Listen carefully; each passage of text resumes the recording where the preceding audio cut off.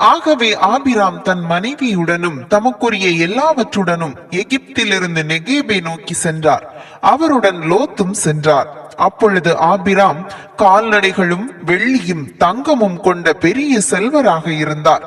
நெகேபிலிருந்து Bethel வரை படிப்படியாக பயணம் செய்து பெத்தேலுக்கும் ஆயிக்கும் இடையே முதலில் தம் கூடாரம் இருந்த அதே இடத்தை அடைந்தார். தாம் முதலில் பலிப்பீடம் அமைத்திருந்த இடத்தை அடைந்து அங்கே அவர் ஆண்டவரது திருப்பெயரை தொழுதார். ஆபிராமுடன் சென்ற லோத்துக்கும் ஆட்டு மந்தைகளும் மாட்டு மந்தைகளும் கூடாரங்களும் இருந்தன. அவர்கள் சேர்ந்து வாழ்வதற்கு இடம் போதவில்லை. அவர்களுக்கு மிகுதியான உடைமைகள் இருந்ததால் அவர்களால் சேர்ந்து வாழ முடியவில்லை. ஆபிராமின் கால்நடைகளை மேய்ப்போருக்கும் லோத்தின் கால்நடைகளை மேய்ப்போருக்கும் இடையே தகராறு ஏற்பட்டது.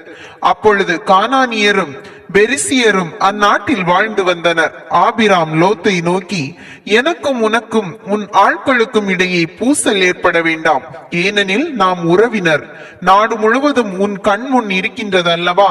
என்னிடமிருந்து பிரிந்து செல்லும்படி கேட்டுக்கொள்கிறேன். நீ இடப்பக்கம் சென்றால் நான் வலப்பக்கம் செல்வேன், நீ வலப்பக்கம் சென்றால் நான் இடப்பக்கம் செல்வேன் என்றார்.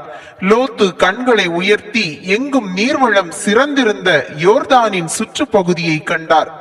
சோகார் வரை அப்பகுதி ஆண்டவரது தோட்டம் போலும் எகிப்து நாட்டை போலும் இருந்தது. சோதோம் கோமோராவை ஆண்டவர் அழிப்பதற்கு முன் அது அவ்வாறு இருந்தது. லோத்து யோர்தான் சுற்றுப்பகுதி முழுவதையும் தேர்ந்து கொண்டு கிழக்கு பக்கமாய் பயணமானார். இவ்வாறு ஒருவரிடமிருந்து பிரிந்த